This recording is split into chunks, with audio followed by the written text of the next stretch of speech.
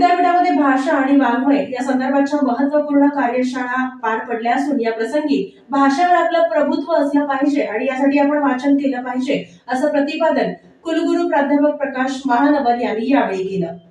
संवाद साधण्यासाठी आणि विचारांची देवाणघेवाण घेण्याकरिता भाषेचा वापर होतो। आज विज्ञान तंत्रज्ञानाबरोबरच इतर विषयांचं ज्ञान घेण्यासाठी मातृभाषेतून शिक्षण देण्याची सोय होते। मातृभाषेबरोबरच कोणत्याही एका भाषेवर आपलं प्रभुत्व असणं आवश्यक असल्याचं प्रतिपादन पुण्यश्लोक अहिल्यादेवी होळकर सोलापूर विद्यापीठाचे कुलगुरू प्राध्यापक डॉक्टर प्रकाश महानवर यांनी केलं।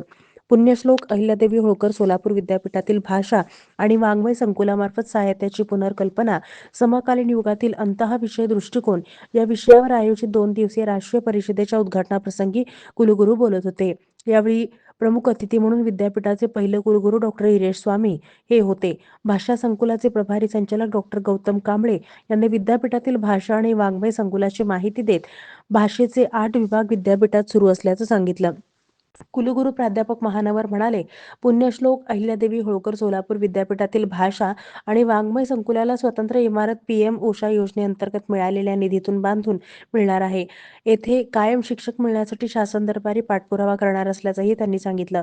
संस्कृत ही सर्व भाषांची जननी असून विविध भाषांचा सखोल ज्ञान घेण्यासाठी संस्कृतचा अभ्यास करावा असं आवाहन त्यांनी यावेळी केलं।